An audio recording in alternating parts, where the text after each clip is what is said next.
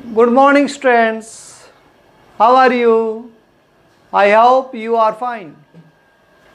Welcome again to the AVM online classes. Students, yesterday we had discussed operation on sets. First of all, we discussed about John Venn. Who is John Venn? John Venn is a great mathematician. He said that we can represent any set into diagram. Therefore, that diagram is called Venn diagram. We can see that set diagram is called Venn diagram because this statement proved by John Venn. Therefore, we can see that John Venn diagram या Venn diagram. We can set represent circle, rectangle, triangle. Yesterday I told you that some books mention like R.D. Sharma elements set represent in circle. But some books like comparative set represent in triangle. We follow elements books, so therefore we reserve the circle for the sets.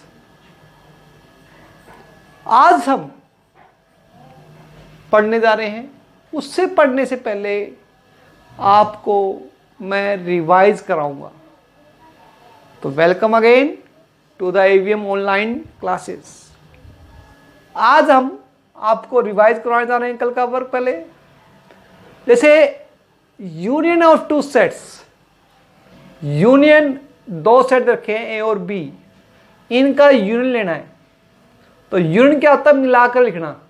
जैसे 1 2 3.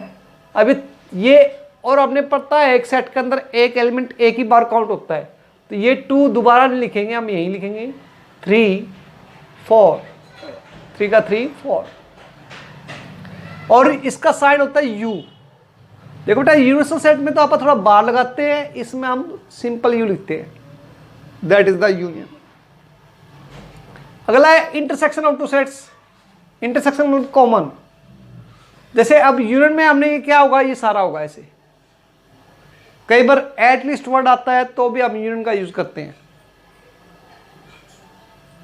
Intersection word, intersection of two sets. Intersection का हमारे पास बेटा क्या होता है? Common. इन दोनों में common क्या है? 2 3. That is the common. और बाय सेट में यहाँ पर रिप्रेजेंट करेंगे तो ये सेट कर रखा आपको कॉमन पोर्शन. और इसका सिंपल नोटेशन क्या आती है? उल्टा यू.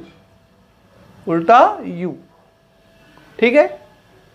फिर difference of sets A minus B निकालना हो तो ए माइनस बी मीन बेटा ए के अंदर से आप बी वाले एलिमेंट आएंगे कॉमन. यानी कि 2 3 हटा दिया हमने तो क्या रह गया? 1 रह गया. और बी माइनस ए लिखना हो तो इसमें से आप ये हटाएंगे तो 2 3 हटाएंगे, कितना आएगा? 4.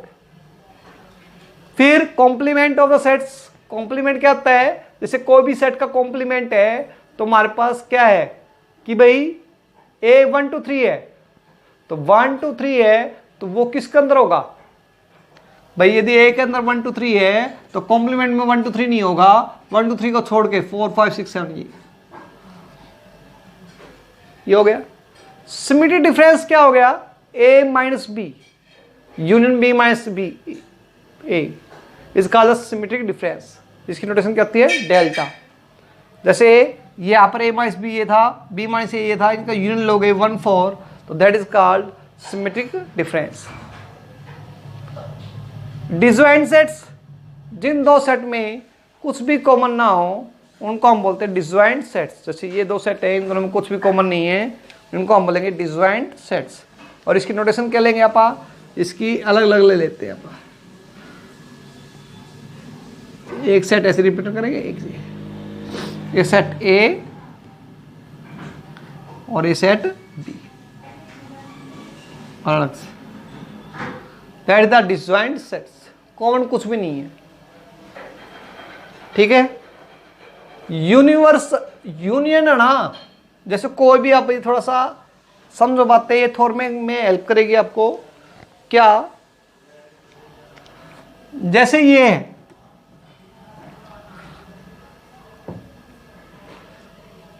कोई भी एलिमेंट इसके अंदर है, कोई भी एलिमेंट इसके अंदर है, तो वो या तो ए में होगा या बी में होगा। जैसे 2 belongs to A and B, it means 2 belongs to A और 2 बिलोंग्स टू बी। और सीक्वेंस एंड सीरीज में मैं पढ़ा चुका, और के दो मतलब होते हैं, और के दो मीन्स होते हैं, दो टाइप का होता है। और जो कई न्यू स्टूडेंट फॉलो कर रहे हैं उनके लिए फिर बता देता हूं मैं, और क्या होता है। और दो टाइप का होता है भाई, एक तो इंक्लूसिव केस और एक एक्सक्लूसिव केस। इंक्लूसिव केस और एक एक्सक्लूसिव केस। इंक्लूसिव केस वो होता है बेटा जिसमें जिसमें दोनों तरफ इंक्लूड हो। जैसे कैसे भाई, जैसे for voting you must have either voter card और आधार कार्ड। भाई आपको वोट देने के लिए या तो वोटर कार्ड हो या आधार कार्ड हो। यदि दोनों दोनों हो जिसके पास, तो क्या वो वोट नहीं दे पाएगा? दे पाएगा। तो वो केस कहलाएगा इंक्लूसिव। क्या कहलाएगा? इंक्लूसिव। और एक्सक्लूसिव केस क्या होता है कि भी जिसके अंदर दोनों में से एक ही इंक्लूड हो, यानी कि या तो हमारे पास पहले वाले में इंक्लूड हो या दूसरे वाले में। जैसे हमारे पास कि भी either you can take commerce और साइंस इन क्लास +1। यानी जो कॉमर्स लेगा वो साइंस ले सकता, और जो साइंस लेगा वो कॉमर्स ले सकता। तो हमारे पास क्या होगा? That is called exclusive case. जैसे यहाँ पर है 2 belongs to A and B है, तो 2 ए में या बी में है, तो दोनों के अंदर है ना भाई, तो that is called inclusive case. लेकिन मैं यदि कहता 4 belongs to A and B, 4 belongs to A and B, तो 4 क्या होगा? या तो ए में होगा या बी में होगा। यहाँ पर हमारे पास क्या है? 4 बी में है, ए में नहीं है, तो that is called exclusive case. क्या लगेगा? Exclusive case. इंक्लूसिव केस क्या होता है? दोनों के अंदर होता इंक्लूड हो, ठीक है। और एक्सक्लूसिव में क्या होता है? एक में ही, एक ही तरफ होगा, ठीक है। तो यदि यूनियन आए तो और वर्ड का यूज करते हैं अपा। क्या यूज करते हैं अपा? और। ध्यान रखना भाई, ये माइंड थ्योरी में करेंगे तो बहुत काम आएंगी। और इंटरसेक्शन वर्ड आए तो अपा एंड वर्ड का यूज करते हैं। जैसे 2 belongs to A intersection B, तो 2 ए के अंदर भी होगा एंड 2 बी के अंदर भी होगा। 2 ए का अंदर भी है और 2 बी के अंदर भी है, दैट इज अ कंफर्म। तो इसको हम बोलेंगे इंटरसेक्शन, ठीक है। क्या बोलेंगे अपन इसको? इंटरसेक्शन। ऐसे हमारे पास क्या है? Third, difference of sets. A minus B है भाई। अब जो भी एलिमेंट ए माइनस बी में होगा, जैसे 1 है, 1 ए माइनस बी में है, इसका मतलब ये होगा कि ये पहले वाले सेट में तो होगा लेकिन दूसरे वाले सेट में नहीं होगा। इसको आप एंड वर्ड भी यूज कर सकते हैं, या बुक में कई जगह बट वर्ड यूज भी कर रखा है, तो आप बट वर्ड भी यूज कर सकते हो। बट, BUT, बट, ठीक है। फिर ये थॉर्मो में हेल्प करेंगे बेटा, फिर भी वो आप समझ में आ जाए तो बेस्ट है, नहीं फिर दोबारा और फिर समझाऊंगा मैं इनको, थॉर्म करवाएंगे जब। ऐसे हमारे पास ये बेटा 1 to 10, 1 to 3, तो जो चीज 2A के अंदर है तो वो इसे कॉम्प्लीमेंट में नहीं होगी भाई, और जो कॉम्प्लीमेंट में होगी वो A में नहीं होगी। जैसे मान लिया 4 A का अंदर है, तो 4 कॉम्प्लीमेंट में है, तो A में नहीं होगा, ठीक है। ओके, तो आप इनको रिवाइज कर लीजिए, फिर अभी हम करवाते हैं। हाँ भाई, अब कर लिया था वो, आपने लिख लिया होगा आपने। अब इनको देखिए भाई, सम को a equal to X such that x is a natural number and x lie between 3 to 9, कि भी x नेचुरल नंबर है और वो x 3 और 9 के बीच में लाई कर रहा है। तो आप कैसे करेंगे भाई इसको? देखो x इज नेचुरल नंबर है, नेचुरल नंबर क्या से होते हैं हमारे पास? Simple counting is called natural number, बताया था आपको डेफिनेशन। और 3 और 9 के बीच में लाई कर रहा है, 3 इक्वल नहीं है भाई यहाँ, तो सेट ए कितना होगा? सेट ए कितना होगा?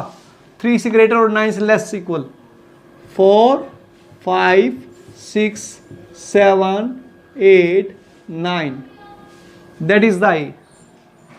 नेचुरल नंबर कह रहा है इसलिए हमें दिक्कत नहीं हुई। यदि ये नेचुरल नंबर की रियल नंबर कहता तो क्या करते आप? इंटरवल बना के लिखते।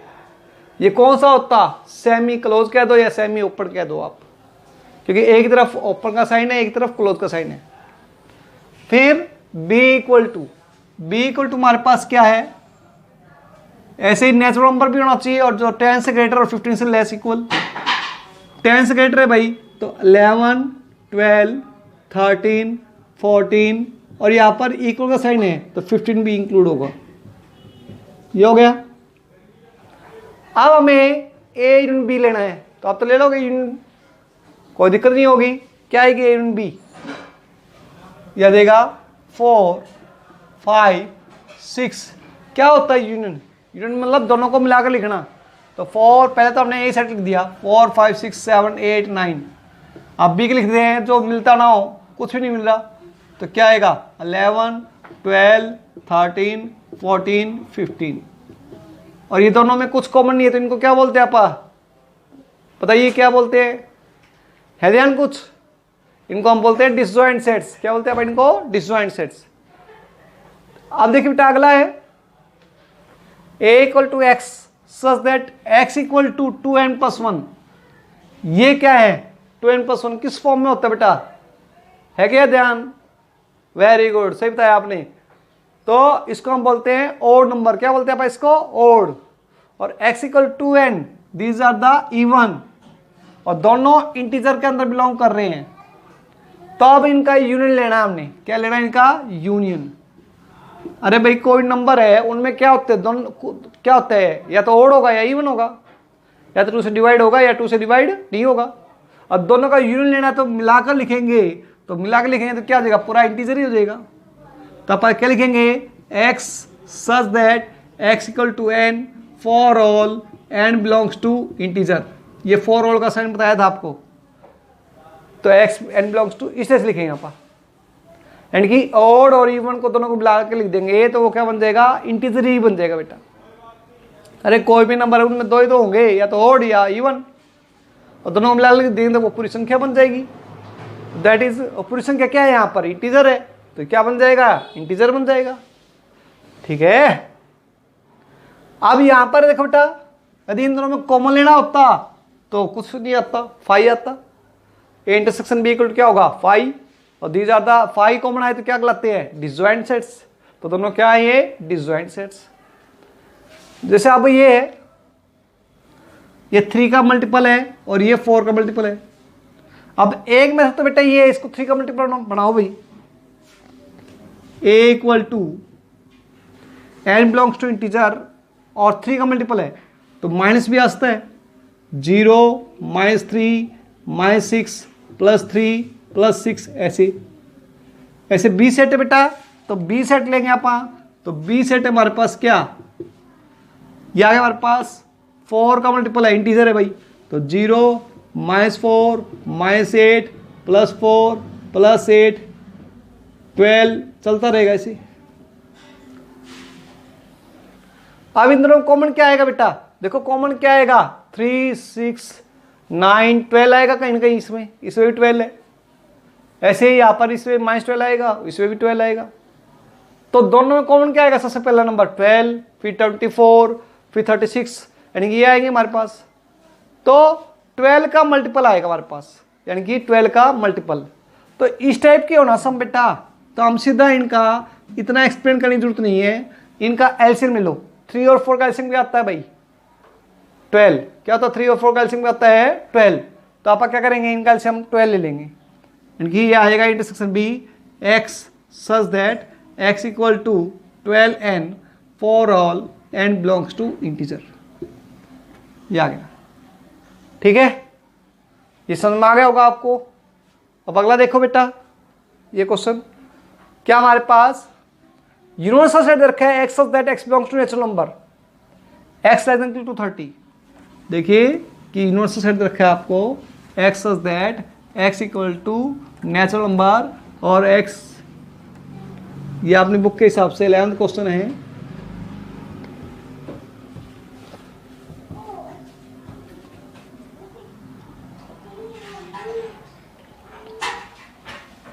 यूनिवर्सल सेट दे रखा है x belongs to natural number x less than 30, तो यूनिवर्सल सेट लेते हैं आप। नेचुरल नंबर कहाँ स्टार्ट होंगे 1 से और 30 तक है भाई, तो 1 2 3 4 5 सो ऑन 30 तक। सेट ए रखा है x is A prime less than 5, prime number है जो लेस देन 5 होना चाहिए। What is the prime number? A number which is not divisible by 1, sorry which is divisible by 1 और इटसेल्फ, यानी कि जो नंबर एक या खुद से डिवाइड हो उसको प्राइम नंबर बोलते हैं। वो हमेशा 1 से बड़ा होता है, 1 से हमेशा बड़ा होता है, ठीक है। यानी कि आप और बोल दें जिसके 2 ही फैक्टर हों, जैसे आप आइए ले लें क्या, कोई भी ले लो आप, जैसे मान लिया 3 है, 3 का फैक्टर क्या होगा, एक तो 1 और एक 3। 5 ले लो, 5 का फैक्टर क्या होगा 5 और 1, और 1 से बड़ा होगा 1, नाइदर प्राइम नंबर नॉ ही कंपोजिट नंबर होता है। 1 हमेशा कुछ नहीं होता क्योंकि इसका एक ही फैक्टर होता है 1, जिसके 2 फैक्टर होते हैं वो प्राइम नंबर, जिसके 2 से ज्यादा होते हैं फैक्टर उसको हम बोलते हैं कंपोजिट नंबर। आप कहोगे सर माइनस का, अरे मैंने पहले कह दिया भाई माइनस का तो हो नहीं सकता, ना जीरो हो सकता, क्योंकि उससे हमने पहले ही कह दिया था आपको क्या कि 1 से बड़ा होता है प्राइम नंबर। आप सोचोगे जी माइनस का 5 है, इसके 2 फैक्टर हो जाएंगे, एक +5 एक -1, 2 फैक्टर हो गए, हो गया जी। अरे 2 फैक्टर कहाँ से हो गए, एक प्लस का 1 भी तो लिखते थे हम, अब सर ऐसे लिख देते आप, आपकी 2 कंडीशन होगी -5, अरे इसको आगे और फैक्टर करना चाहो तो -1 इंटू 5 इंटू 1 लिखते हैं हम। तो इसलिए कंफ्यूज नहीं होना, ये याद रखना भी प्राइम फैक्टर क्या होता है 1 से बड़ा होता है। तो x is A prime number less than 5, less than 5 है भाई, तो क्या होगा, एक तो 2 होगा, एक 3, लेस देन 5 है तो 5 इंक्लूड नहीं है, दैट इज आई। बी कह रहे हैं perfect square less than 10, perfect square क्या होगा, what is the perfect square? Perfect square number वो होता है जिसका स्क्वायर रूट आसानी से निकल सकते, जैसे आप 1 का स्क्वायर रूट निकल सकता है 1, यस, तो 1 हो गया। 2 का स्क्वायर रूट 9 1.414 होता है, 3 का 9 1.73 समथिंग होता है, 4 का यस 2, 5 का नहीं होता 2.2 समथिंग होता है, 6 का भी नहीं होता, 7 का भी नहीं होता, 8 का भी नहीं होता, 9 का होता है, ये आ गया। ऐसे यहाँ पर परफेक्ट क्यूब लेस देन 30, सीधे रखा perfect cube less than 30, perfect cube less than 30, तो वो नंबर निकालिए जो परफेक्ट क्यूब लेस देन 30 हो, तो एक तो 1, ठीक है, और क्या होगा हमारे पास, और बोलिए 1 और 3 नहीं सॉरी 1 8 27। अब इन कहोगे सर ये सब माइनस के क्यों नहीं लिए, अरे माइनस किस लिए लिए, क्योंकि यूनिवर्सल सेट सारे पार्ट तो होते हैं यूनिवर्सल सेट के, यूनिवर्सल सेट में ही माइनस का नहीं है, तो इन्होंने बुक में बार बार ना लिख रहे बजाय यही लिख दिया कि नेचुरल नंबर है, ठीक है। कदे आप अकेला समझ जाओ जी ये तो माइनस के भी होते परफेक्ट क्यूब पूछ, तो नहीं लेंगे भाई हम। 1 8 27 ये आ गया, तो ये हो गया हमारे पास सी। अब हमें ये प्रूव करना है ए यूनियन बी का whole complement equal to A का कॉम्प्लीमेंट इंटरसेक्शन बी का complement. It is called De Morgan law. इसको हम बोलते हैं डी मॉर्गन लॉ। बहुत इंपॉर्टेंट स्टेटमेंट है भाई, ये हम प्रूव करके भी दिखाएंगे आगे अगले एक्सरसाइज में। D Morgan law. तो अभी तो हम ये कर रहे हैं, कह रहा है कि पहले ए यूनियन बी लो, left hand side A union B. तो ए यूनियन बी लीजिए भाई, ए और बी का यूनियन क्या होगा, यह आएगा 1 2 3 4 9। अब इसका कॉम्प्लीमेंट लीजिए भाई, तो ए यूनियन बी का होल कॉम्प्लीमेंट क्या होगा, 1 2 3 4 9 छोड़ दीजिए, 1 2 3 4 9 छोड़ दीजिए, क्या आएगा 5 6 7 8 10 100 चलता रहेगा 11 to 30 तक। ये आ गया। अब राइट साइड में लीजिए, राइट साइड में क्या है, पहले ए का कॉम्प्लीमेंट लो भाई। अब ए का कॉम्प्लीमेंट लेंगे तो व्हाट इज ए का कॉम्प्लीमेंट, बताया था आपको कॉम्प्लीमेंट क्या होता है कि जैसे जिस ये 2 3 है इसका कॉम्प्लीमेंट लेना है तो 2 3 छोड़ दो यूनिवर्सल सेट में, क्या आएगा 1 4 5 100 30 तक। अब बी का कॉम्प्लीमेंट लीजिए भाई, तो बी का कॉम्प्लीमेंट है तो बी के एलिमेंट छोड़ दो इसमें यूनिवर्सल सेट में, 1 4 9 छोड़ दीजिए तो क्या आएगा 2, क्या आएगा भाई 2 3 5 भाई 1 छोड़ दिया हमने तो 2 तो लिखते हम, 3 4 है तो छोड़ना पड़ेगा, 5 6 7 8 अब 9 आ गया 9 छोड़ना पड़ेगा, 10 to 30 तक 100।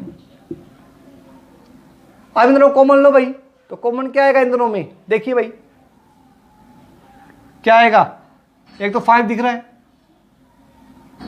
ये तो 5 आएगा, ये 5 से 100 चल रहा था तो ये आएगा ए का कॉम्प्लीमेंट इंटरसेक्शन बी का कॉम्प्लीमेंट, क्या आएगा भाई, एक तो 5 6 ये 100 चल रहा है, 5 6 7 5 6 7 8 9 नहीं आएगा, 9 क्यों नहीं आएगा, क्योंकि इसमें 9 है, इसमें 9 ना सॉरी इसमें 9 है, इसमें 9 नहीं है, तो क्या आएगा 5 6 7 8 10 100 30 तक। तो क्या ये इसके इक्वल है, yes, left hand side equal to right hand side, 5 5 6 6 7 7 10 सारा इक्वल, तो यस यही हो गया।